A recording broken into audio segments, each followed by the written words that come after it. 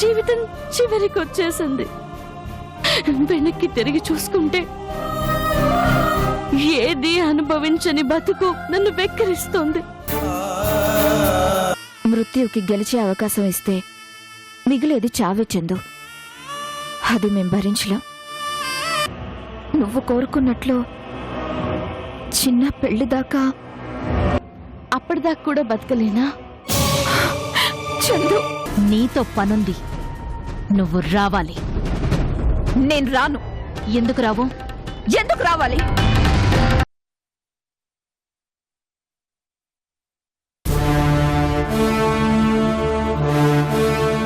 Excuse me sir. రాబోయే చక్రవర్తి రా. Sir, మొత్తానికి సస్పెన్షన్ నుంచి బయటపడి మళ్ళీ జాబ్ సంపాదించావు. ఉత్తినే ఇచ్చారా?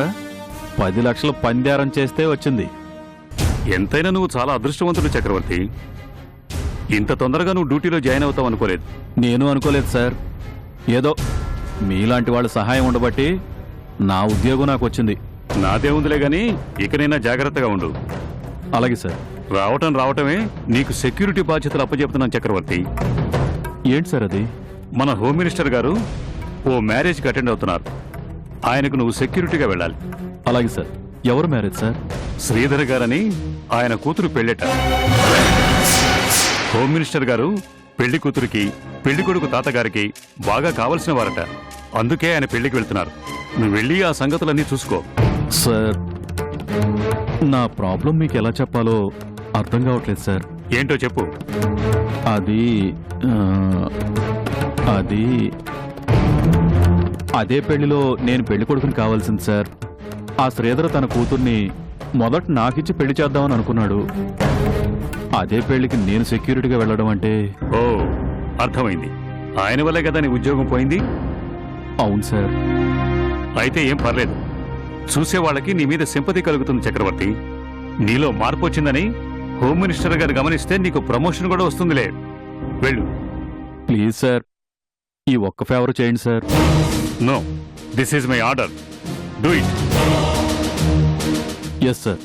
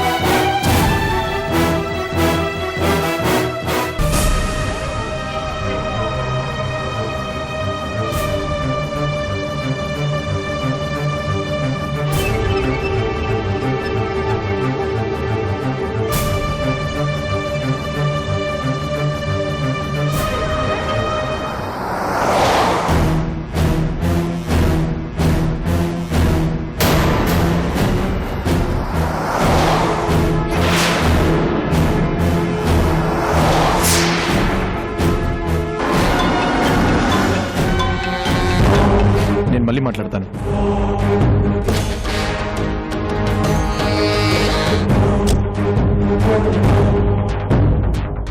ఏంటి పిన్ని భార్గవి ఇంట్లోకి వెళ్తుంది? అక్కడ తనకేం పని?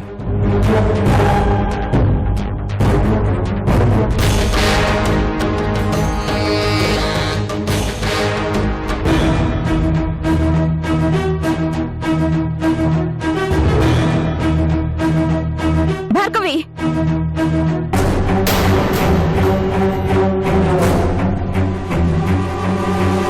రా అమృత. నీ గురించే ఎదురు చూస్తున్నాను. ఎందుకు నన్ను పదే పదే వేధిస్తున్నావు? అసలు నీకేం కావాలి? ఏం కావాలో చెప్పడానికే కదా నిన్ను రమ్మని పిలిచింది. నేను రాను రాను అని నాటకాలు ఆడుతున్నావేంటి? ఎందుకు భార్గవి ఇంకా మమ్మల్ని ఏడిపిస్తావు? ఇప్పటికే మా జీవితాలు ఏమవుతాయో అర్థం కాక అల్లాడిపోతున్నావు. ఇంకా నువ్వు మాకు నరకం చూపించడం ఎంతవరకు న్యాయం? నరకం చూపిస్తున్నానా? అప్పుడేనా? ఇంకా అలాంటి నరకాలు చాలా చూడాలమృత. అయినా నిన్ను రమ్మంటే చందును పంపించావేంటి?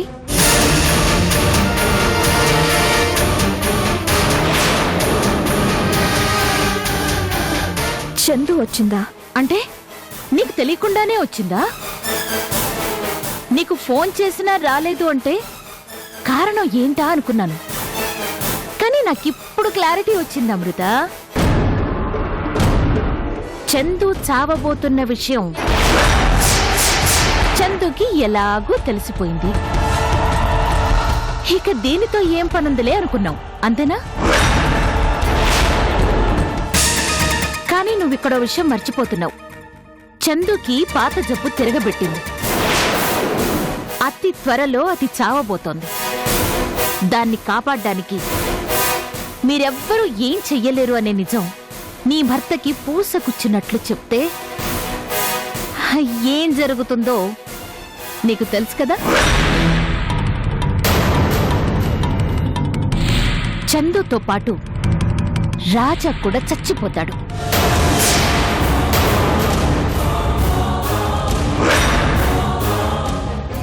చందు చచ్చేలోగా చిన్నగాడి పెళ్లి చూడాలి అని కోరుకుంటుంది కాబోలు. నేను నిజం చెప్తే నీ ఇంట్లో 2 శవాల్లేస్తాయి. చెప్పనా? చెప్పే. మా అందరినీ చంపేసి మా సమాధుల మీద నువ్వు హాయిగా నిన్ను నూరేళ్లు బ్రతికాయి.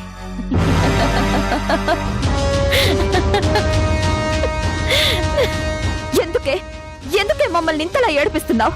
చందు కరుణగా బ్రతికినంత కాలం తనని కాల్చుకుని తిన్నావు. ఇప్పుడు చచ్చిపోతున్న మనిషితో కూడా గేమ్ ఆడుతున్నావు. నిజం చెప్తానని బెదిరించి ఆ టెండర్ని కాజేశావు. నా భర్తకి నేను ద్రోహం చేసేలా చేశావు. నా కొడుకు చిన్నాకి బిజినెస్లు అప్పగిస్తుంటే నా కూతురు సంగతి ఏంటని అడిగి అందరి దృష్టిలో నన్ను ఒక రాక్షసాన్ని అనుకునేలా చేశావు.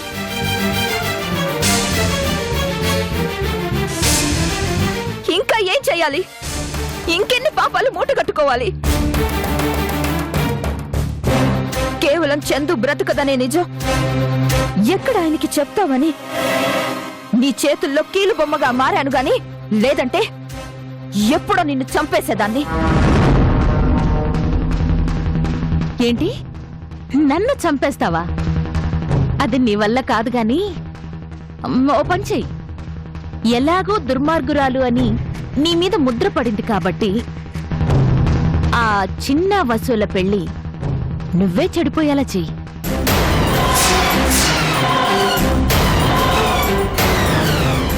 పాపం చిన్న పెళ్లి చూసి చావాలి అనుకుంటున్న చందుకి ఆఖరి కోరిక తీరకుండా చంపేద్దాం. ఏమంటావు?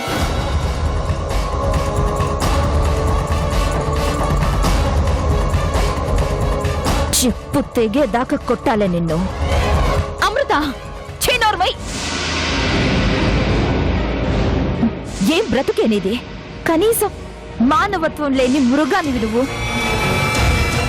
చందు ఆఖరి కోరిక తీరకుండా చంపాలని కోరుకున్నావు చూడు.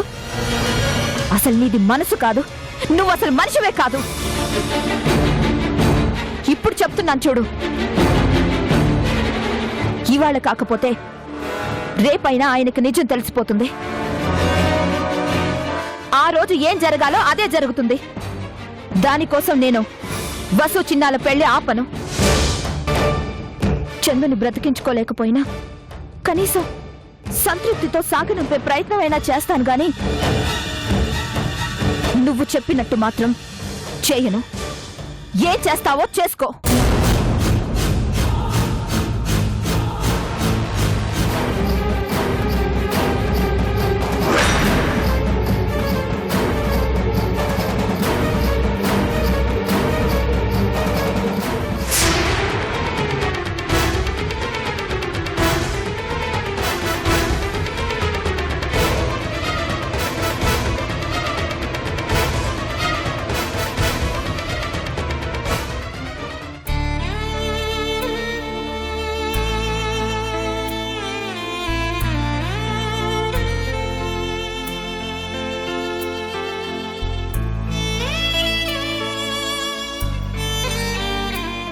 చందు చావబోతున్న విషయం చందుకి ఎలాగూ తెలిసిపోయింది.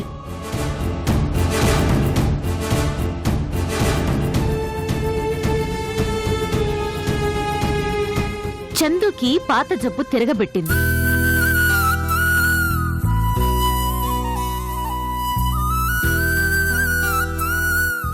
నేను నిజం చెప్తే నీ ఇంట్లో 2 శవాల్లేస్తాయి.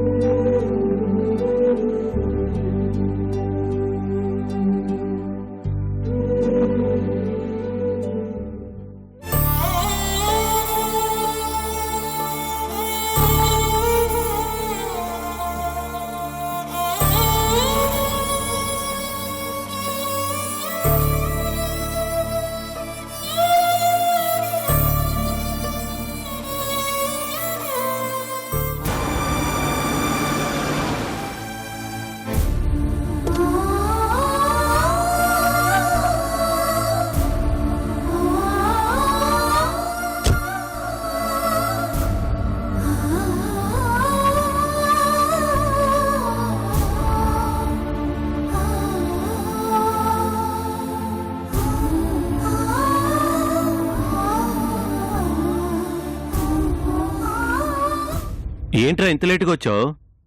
ఎక్కడికి వెళ్ళావేంటి?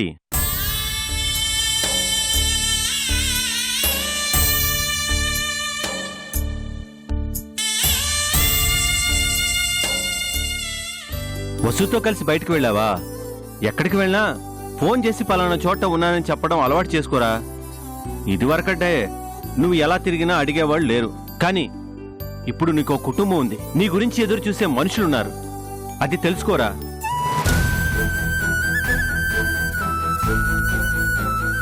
నేనేమైపోతానో అని నా గురించి మీరంతా జాగ్రత్తలు తీసుకుంటారు. అలాగే మీరంతా బాగుండాలని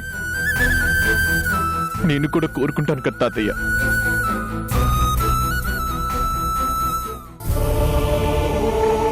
మరి నాకెందుకు తాతయ్య నిజాలు చెప్పరు? ఏం నిజాలు చెప్పలేదురా? మా అమ్మ చందు ఎక్కువ కాలం బ్రతకదు అనే నిజం. చిన్న తెలుసుకున్నాను తాతయ్య. భార్గవితో అమృత పిల్లి మాట్లాడటం మొత్తం విన్నాను.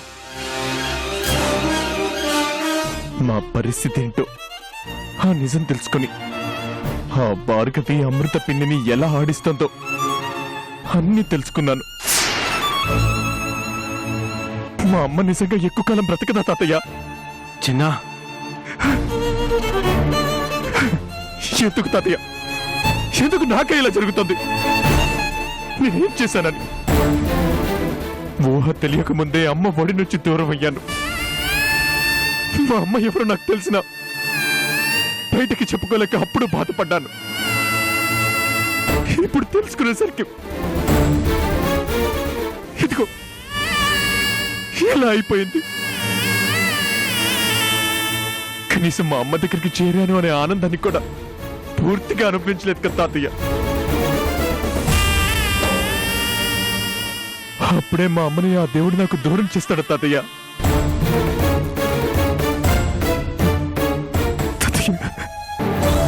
ఊరుకోనన్నా, ఊరుకో.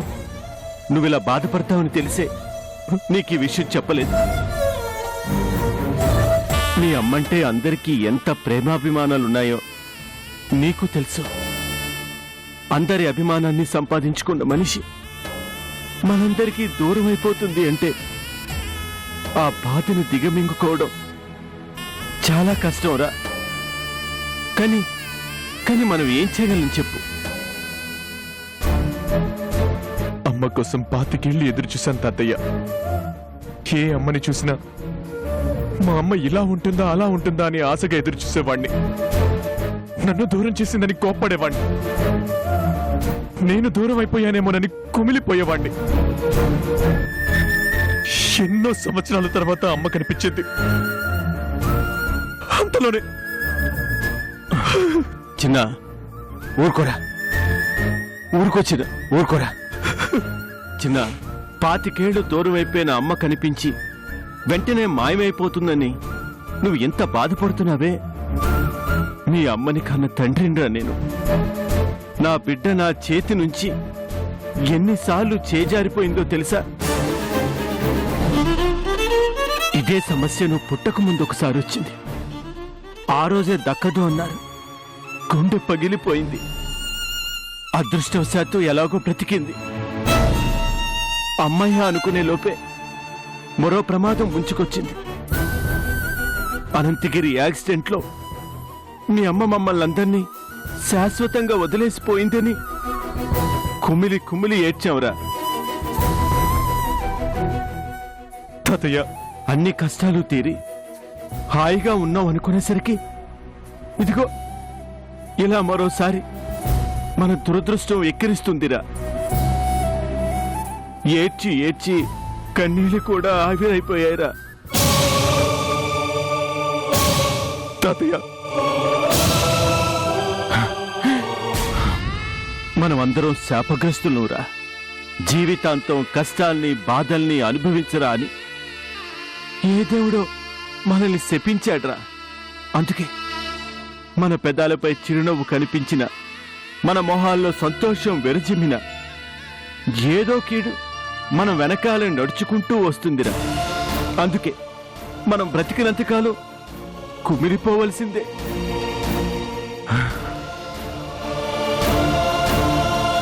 ఇప్పుడు మనం ఆలోచించాల్సింది మీ నాన్న గురించిరా. ఆ భార్గవి నిజం చెప్పి మీ నాన్నకి ఏ ఆపద తీసుకొస్తుందోనని భయంగా ఉందిరా. మీ నాన్ననైనా మనం కాపాడుకోవాలరా చిన్న.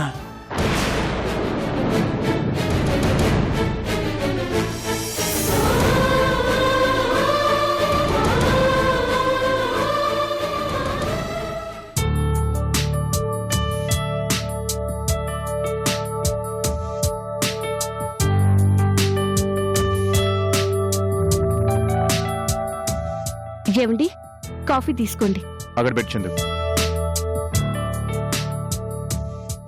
తొందరగా తాగండి, చల్లరిపోతుంది. చందు, ఒక నిమిషం ఏంట్రా? ఏంటండి? నాకు కొంచెం హెల్ప్ చేయవా? ఏం చెయ్యాలి? కాస్త ఈ డేటు, రేట్స్, క్వాంటిటీ వరుసగా చెప్తా ఉండు. నువ్వు చెప్తూ ఉండు, నేను టైప్ చేస్తూ ఉంటాను. సరే. 13/6/2017 50 tons. రేట్ వచ్చి 1 ton 3,560. నెక్స్ట్.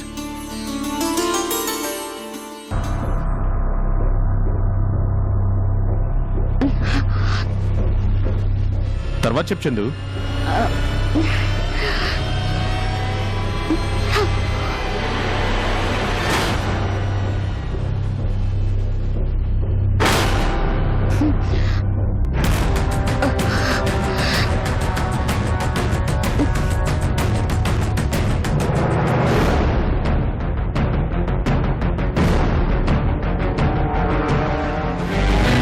Uh, 14/6/2017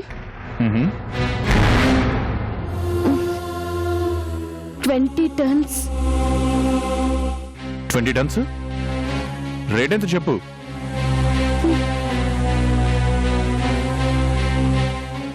తొందరగా చెప్పు చందు.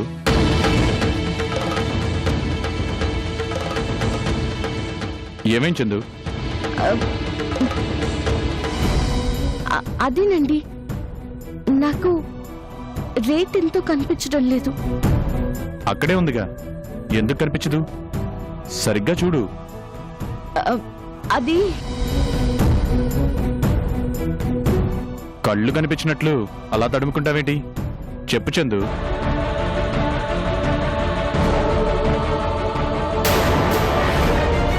చెప్పు చందు, నెక్స్ట్ ఏంటి?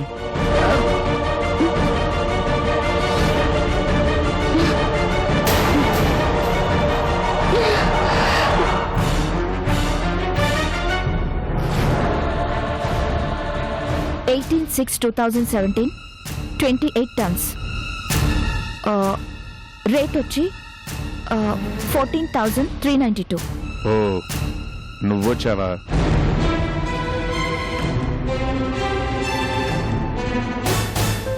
ఇప్పటిదాకా చందు చెప్పడం పూర్తయింది, ఇప్పుడు నువ్వొచ్చావు, అంతేగా? ఎవరు చెప్తే ఏముందండి, మీ పని అవుతుందా లేదా? అయినా నువ్వేం చందు, ఆఫీస్ వర్క్ అంతా చకచకా చేసేదానివి పేపర్ మీద ఉన్నది చూసి చెప్పడానికి అంత కష్టపడుతున్నావేంటి? ఏమైంది?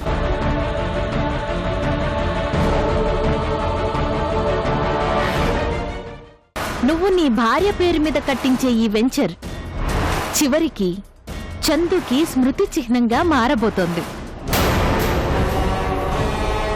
నీ కళ్ళ ముందే చందు చచ్చిపోతుంది. చందుకి బ్రెయిన్ ట్యూమర్ మళ్ళీ తిరగబెట్టింది. ఒక్కసారి నీ భార్య అమృతని కనుక్కో రాజా.